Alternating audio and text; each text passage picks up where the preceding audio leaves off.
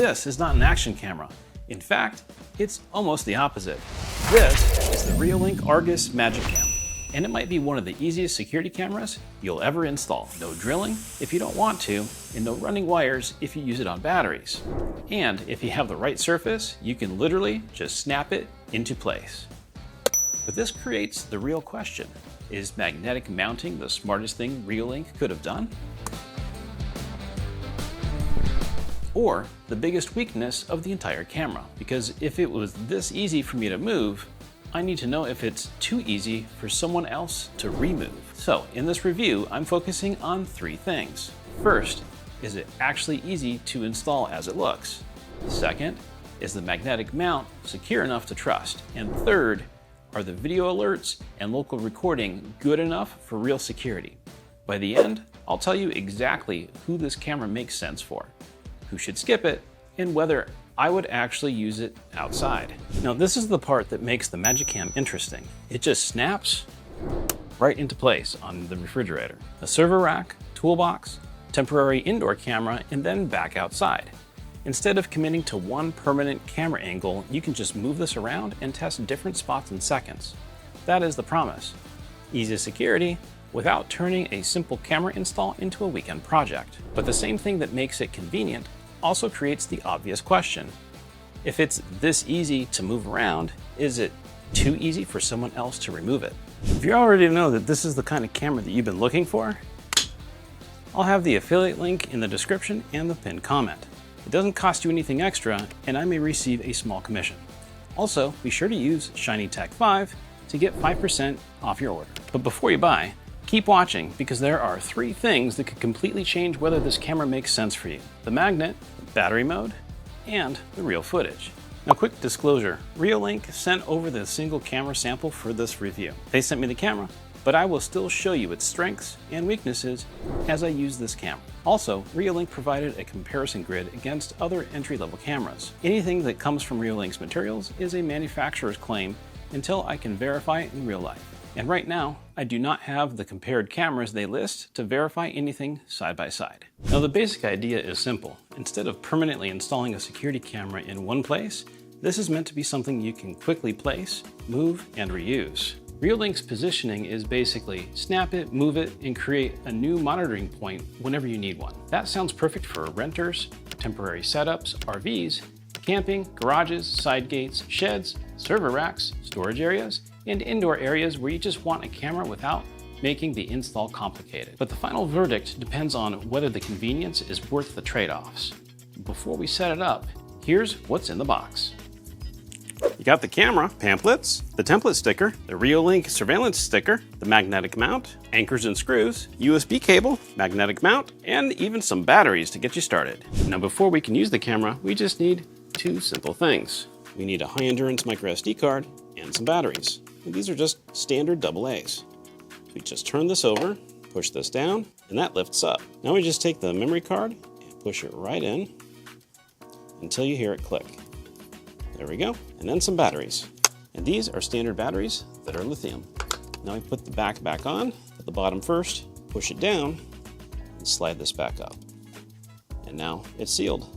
Once you have the batteries in, you can see it's starting to blink. It means it's booting up.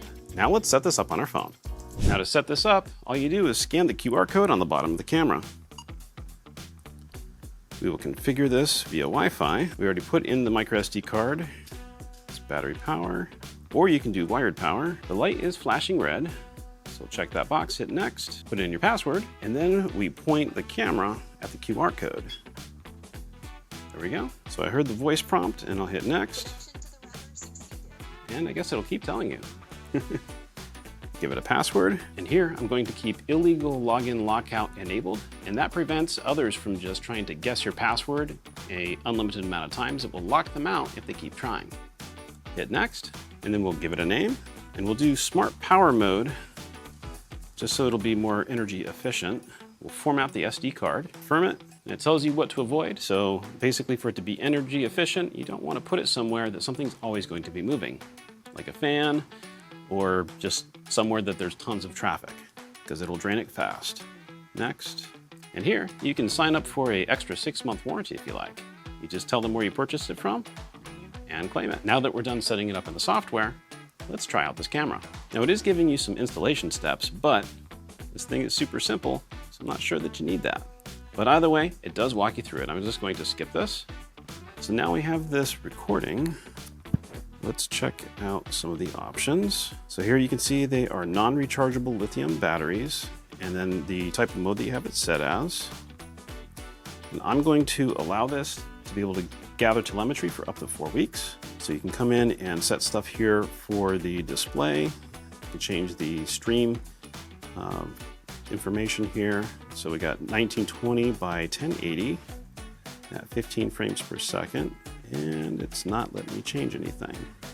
Okay, got anti-flicker settings, brightness, day and night, privacy mask if you want to do that.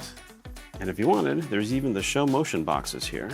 Now it does have a PIR motion sensor right here, and we can come in and adjust that sensitivity. I'm going to leave everything as the defaults, but let's turn on the push notifications. Now it records at 1080p, so this is a 2 megapixel camera, but do not hear 1080p and assume that that means perfect security footage. Resolution is only part of the story. Frame rate, compression, motion blur, exposure, and night vision matter just as much. So instead of just mentioning specs, I'm going to show you some real footage. Now this camera supports local microSD storage up to 256 gigabytes. And for security cameras, I always recommend using a high endurance microSD card. Could a normal card work? Maybe. But security cameras constantly write and overwrite footage, and this is exactly what the type of workload that high endurance cards are made for. So if you buy any security camera that records locally, do not cheap out on the storage card. The whole point of local recording is reliability. And one of the biggest reasons people may want this camera is because Reolink is positioning it around local storage with no required monthly subscriptions. Now real quick, let's talk about the battery claim, because this is where people might get the wrong impression.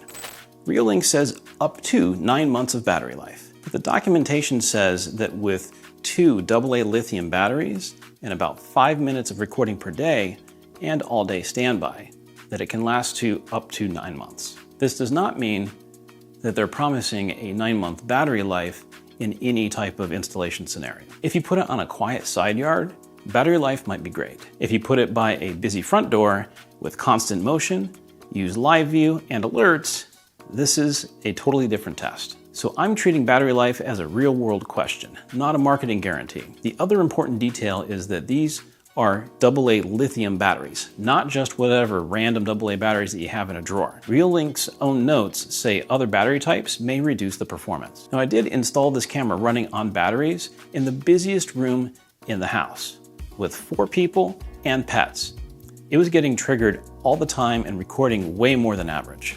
In 2 weeks, it consumed 18% of the fresh batteries, and the batteries show about 82% health in the app. Now I realize that this is not a scientific test, but it is realistic, because if you install it in a super busy area and it gets triggered hundreds of times a day and records a lot of footage, you should expect much higher battery consumption than what the headline number is. If you install it somewhere quiet, battery life should be much better. You can also power this camera over USB, just with the standard 5-volt, 1-amp USB-C cable. Now, this is the one that it came with, and you can see it's probably about 4 feet or so. Also, on this side of the USB-C connector, it does have some weatherization, so if you use the included cable, that will help it keep it more weatherized. Now this matters because battery mode and plugged-in mode may not behave the same. On battery, this is mainly an event-based camera.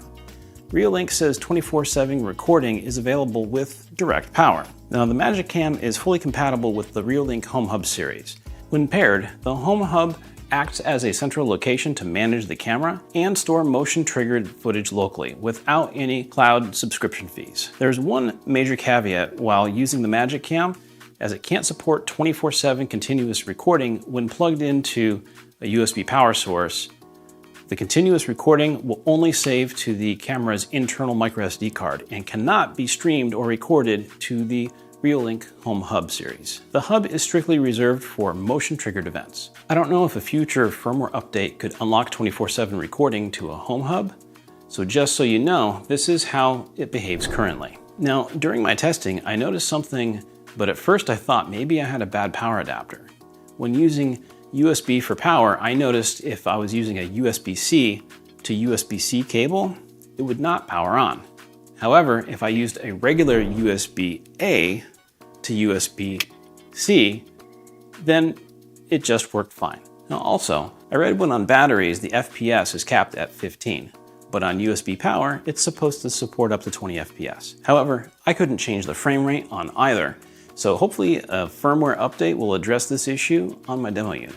Now this camera may have two different personalities: battery mode for flexible motion recording, and direct power for more serious continuous monitoring and a much faster push notification.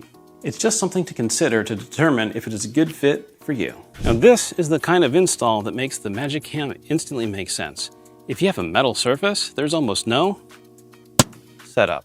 You just snap it on, aim it, and you've got a camera in seconds. Here it is on the outside of my garage door. Now granted, I wouldn't do this as an actual installation location for obvious reasons, but this brings up that it's not necessarily where most people would have a security camera left forever, but it instantly shows the same point that you can test a camera angle without any type of tools. You can move it around without uninstalling anything, just like that. And you can use it in places where a normal security camera would feel annoying or overkill. This is also why this camera could be useful for more than just a front door. Maybe you want to keep an eye on what is in your refrigerator installed, and maybe you want temporary monitoring in a utility area. Maybe you want to know who is going into a storage area, server room, workshop, or rental space. The point is not that the refrigerator is the perfect security camera location. The point is that the install is so fast that weird temporary use cases become realistic. For me, one obvious test is the outside of my server rack. This is exactly the kind of place where a magnetic security camera is convenient. I can just point it at equipment, at a door, or garage area, or anything I want to monitor temporarily, and I do not have to permanently mount anything. Security cameras still have to capture useful footage. They still have to alert fast enough, and they still need to be mounted in a way that makes sense. Now, let's do a slightly ridiculous but useful Wi-Fi test. I'm actually going to put the camera inside of the refrigerator, close the door, and see if it can still maintain a connection. This is not a normal security camera use case, by the way, but this is a good stress test because refrigerators are basically metal boxes, and a metal box is a Faraday cage. So if the camera can stay connected in here, that tells us something about the Wi-Fi behavior in difficult spots. If it cannot, that also tells us something. And either way, it is more useful than just saying dual band Wi-Fi and moving on.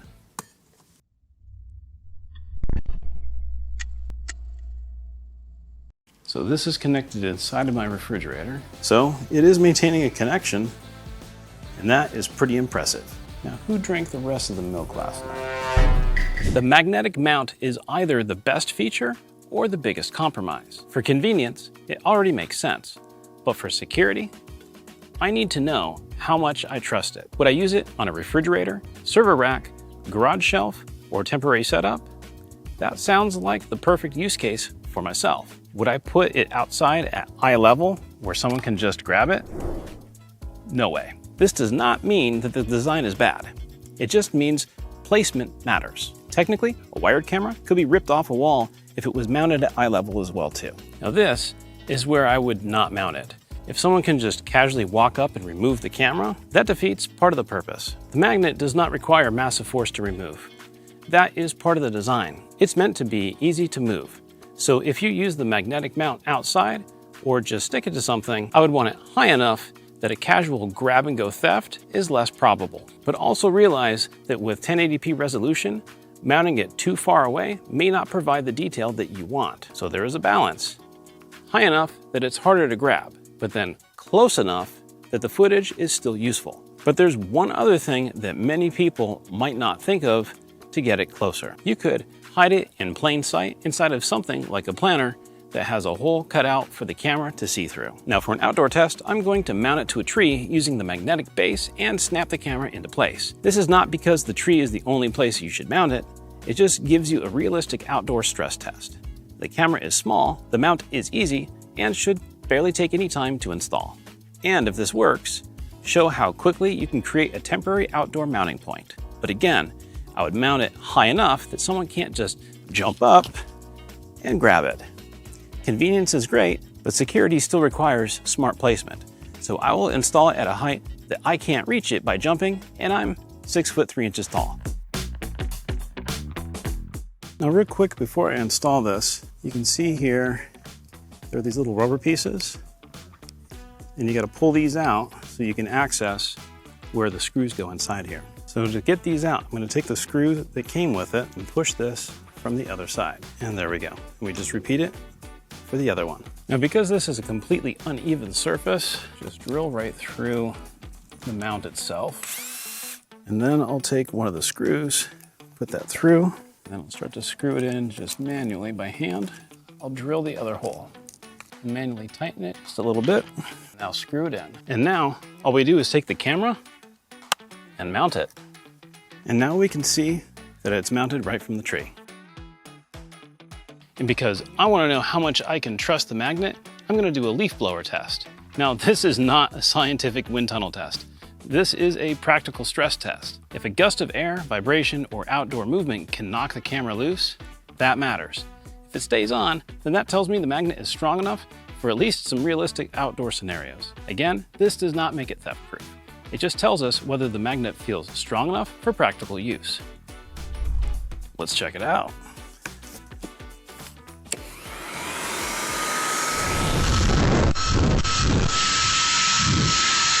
Honestly, I wasn't sure if that was going to hold up, and it did. So good job, Reolink. Now let's get to the footage. I'm going to show you the various modes and scenarios of what you'll see. So just take note and look at the faces, look at the motion, look at the background, and look how much detail you can actually see. And drop in the comments how you would use this and if it would work on either batteries or USB power for you. The camera records at 1080p, so I would not expect this to be 4K high-end detail. I would judge it whether it shows enough to get the job done that you want it to do. I'm about 5 feet away, 10 feet away, 15 feet away, about 25 feet away. Now for night vision, this is infrared night vision, not color night vision. That matters because color night vision can look more impressive, but infrared can still be useful if the image is clear enough.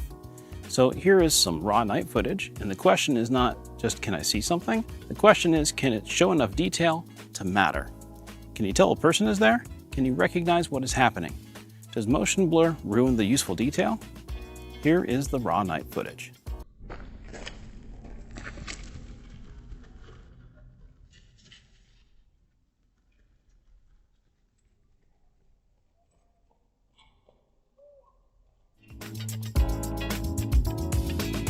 For alerts, I walked by the camera and measured how long it took to get a notification on my phone. In my testing, it took about 10 to 12 seconds on battery power, and when it's powered by USB power, the notifications come much faster, only taking about 2 to 3 seconds. Now, 10 to 12 seconds isn't an instant, but whether that is acceptable depends on how you use the camera. For casual monitoring, that's probably fine. For something where you need immediate real-time alerts, that delay can matter, and then the question becomes, can you easily power it over USB? Now, a security camera is only useful if it catches the moments that matter and alerts you fast enough for your use case. I did notice in my testing that depending where the camera is and the types of motion around it, you usually need to dial in the sensitivity because one setting inside the house might react completely different than outside the house.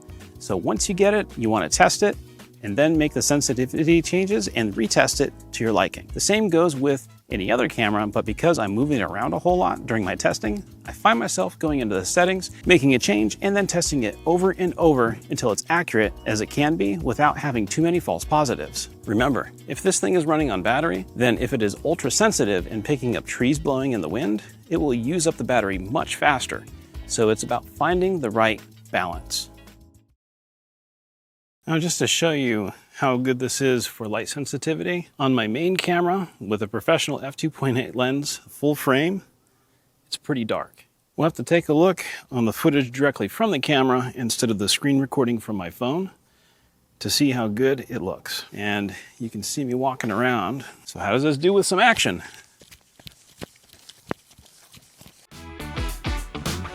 Now what I'm going to do here is test the two-way audio. I'm going to take this microphone and clip it up here and come down and test it. Testing 1 2 3. Testing 1 2 3. Testing, testing, testing. Now I'm currently in my garage, so you can't hear me from that microphone. You can only hear the MagiCam. Now if you can hear this, please like, subscribe, and drop a comment. So who is the Reolink Argus MagiCam actually for? Well, after using it, I think it makes a lot of sense for people who just want a simple, flexible camera that's easy to move. Renters, garages, server racks, storage areas, temporary monitoring an RV or camping style setups, in places where you want local recording without required monthly subscriptions.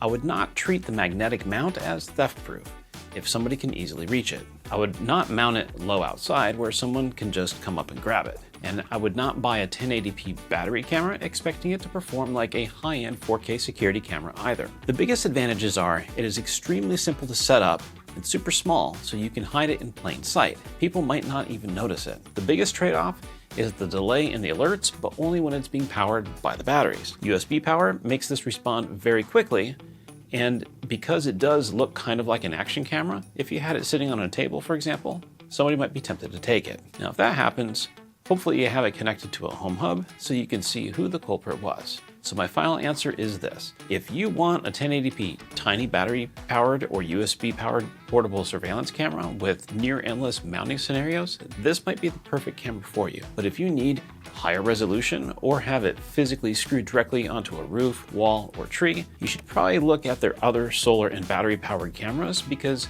those will be a lot more theft deterrent. Plus, you have more resolution to see what's happening at a distance. Now, since you stuck around this long in the video, I do have a question for you. Would you like to see me test this using a USB battery bank and see how long it runs for recording 24 hours a day? Let me know down in the comments below, and be sure to like this video, and if I have a few dozen requests or more, then I'll make that video as well. Now, if you want to check the current price, availability, or bundle options, I'll have the affiliate link in the description and the pinned comment as well. It doesn't cost you anything extra, and I may receive a small commission. Be sure to use coupon code ShinyTech5 to get 5% off your order. And if this review helped you, subscribe, because I test tech the way people actually use it, not just the way it looks on a spec sheet. If you would like to check out some other security cameras by Reolink, then check out this link right up here. Otherwise, YouTube wants you to watch this next.